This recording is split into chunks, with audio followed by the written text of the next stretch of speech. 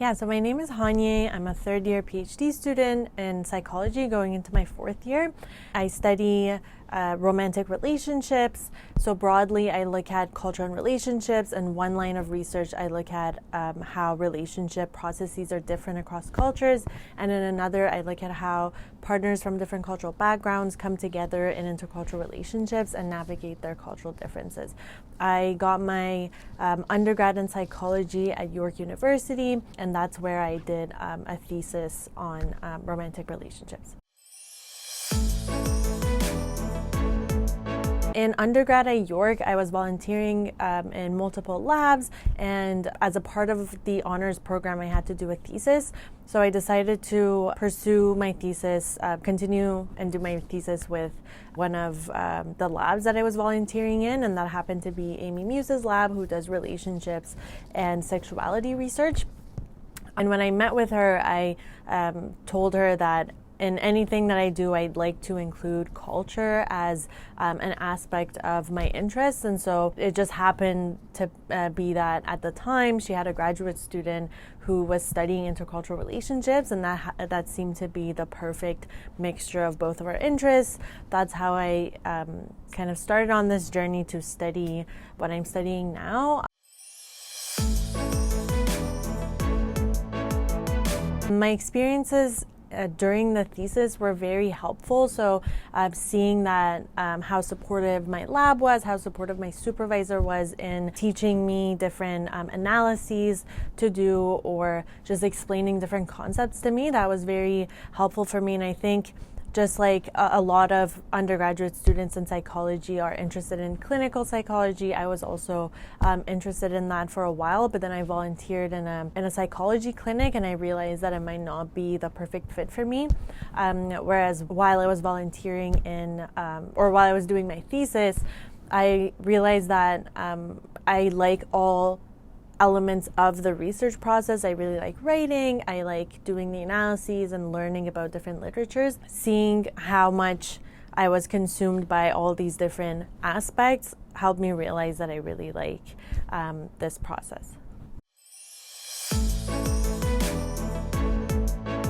The most rewarding part of research for me is to first get the answer to questions I have in a systematic way, and then see how the findings fit with a broader literature. So I like to draw from different disciplines like sociology, marketing, organizational psychology, so different disciplines, and seeing how my findings fit within this broader framework is really rewarding. Also, it's always nice to see how other researchers and other work uses your findings to answer their questions, or how your work informs other people, which might take a while, but I think that's a really rewarding aspect of doing research.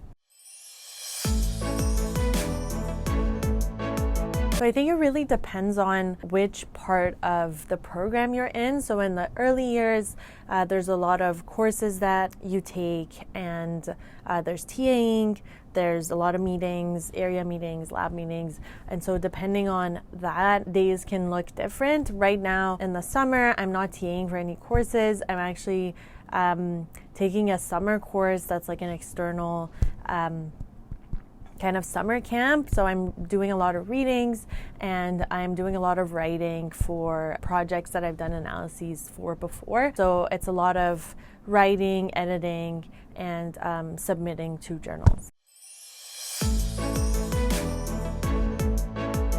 I think in undergrad, we don't realize how much we're motivated by external validation and grades.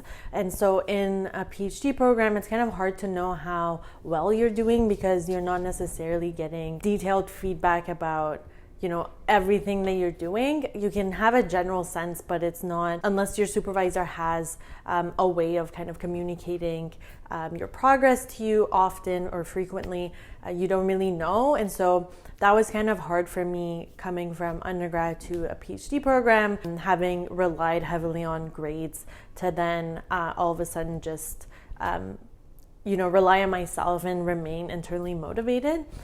So that's kind of challenging. Another thing is that a lot of gratification is very delayed. So I think in undergrad, you get your grades latest at the end of the semester, but in research, things take a lot of time. So for example, the first project I started in my PhD just got published a few weeks ago after 3 years. So things can take a really long time, and you might get a lot of rejection, you might get a lot of negative feedback from reviewers or different people. So it's important to kind of remain internally motivated and have kind of a support system to go to when needed.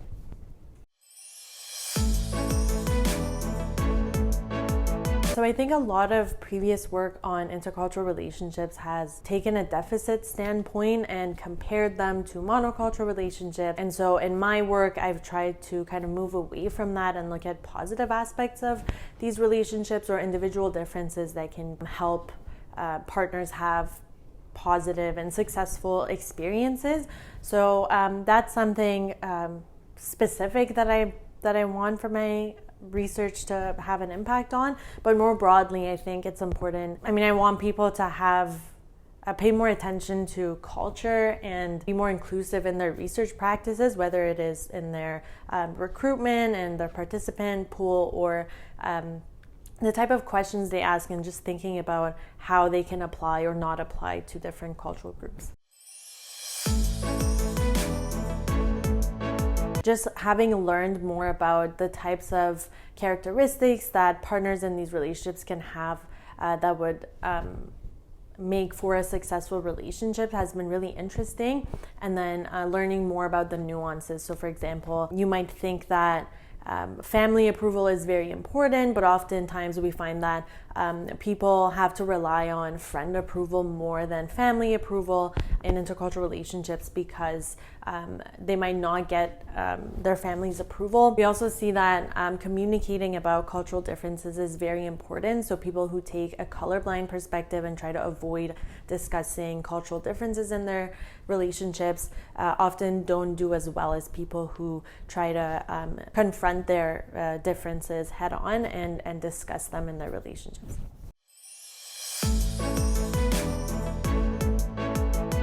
Really asking your supervisor for more opportunities. So if you're interested, don't be shy, just ask them if you can be involved in other projects, if you can be involved in a publication, and the worst they can say is no. And oftentimes we don't really know if undergrads in our lab are interested in doing more in the lab, and so if you show initiative, oftentimes it does pay off. Yeah, that's a big question. I feel like I'm still not 100% sure what I want to do, and that's okay. I think, not a lot of people talk about not knowing what you want to do when you're in a PhD program, but there are many different paths, and I'm trying to learn more about next steps. So either doing a postdoc and continuing on in academia, or moving to industry and doing research there.